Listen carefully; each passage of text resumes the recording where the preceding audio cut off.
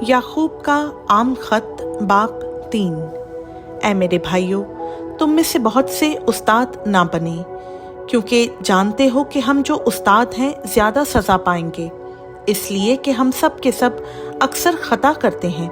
कामिल शख्स वो है जो बातों में खता ना करे, वो सारे बदन को भी काबू में रख सकता है। जब हम अपने काबू में करने के लिए घोड़ों के मुंह में लगाम दे देते हैं तो उनके सारे बदन को भी घुमा सकते हैं।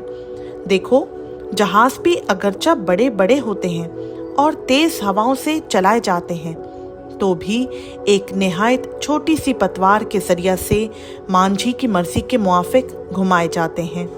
इसी तरह जुबान भी एक छोटा सा अज़ू है और बड़ी शेखी मारती है। देखो, थोड़ी सी आग से कितने बड़े जंगल में आग लग जाती है। जुबान भी एक आग है। जुबान हमारे अज़ा में शरारत का एक आलम है और सारे जिस्म को दाग लगाती है और दायराए दुनिया को आग लगा देती है और जहन्नुम की आग से जलती रहती है। क्योंकि हर किस्म के चौपाए और परिंदे और कीड़े मकोड़े और दरियाई जानवर तो इंसान के काबू में आ सकते हैं और आए भी हैं, मगर जुबान को कोई आदमी काबू में नहीं कर सकता। वो एक बला है जो कभी रुकती ही नहीं, जहर कातिल से भरी हुई है। इसी से हम खुदावंद और बाप की हम्द करते हैं और इसी से आदमियों को जो खुदा की सूरत पर पैदा हुए हैं बद्दुआ देते हैं। एक ही मुंह से मुबारकबाद और बद्दुआ निकलती है। ऐ मेरे भाइयों, ऐसा ना होना चाहिए। क्या चश्मा के एक ही मुंह से मीठा और खारी पानी निकलता है? ऐ मेरे भाइयों, क्या अंजीर के दरख्त में जैतून और अंगूर में अंजीर पैदा हो सकते हैं?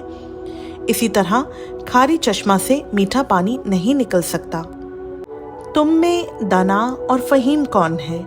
जो ऐसा हो वो अपने कामों को नेक चाल चलन के वसीला से उस हिलम के साथ जाहिर करे जो हिकमत से पैदा होता है। लेकिन अगर तुम अपने दिल में सख्त हसद और तफिरके रखते हो तो हक के खिलाफ ना शेखी मारो ना झूठ बोलो। ये हिकमत वो नहीं जो ऊपर से उतरती है, बल्कि दुनियावी और नफसानी और शैतानी है।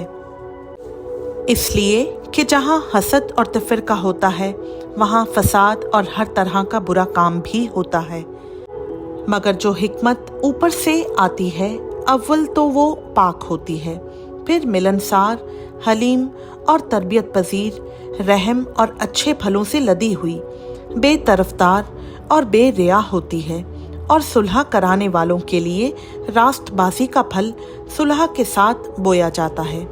खुदावंद का पाक कलाम का पढ़ा, सुना, समझा और कबूल किया जाना हम सबों के लिए बाइस बरकत हो। आमीन।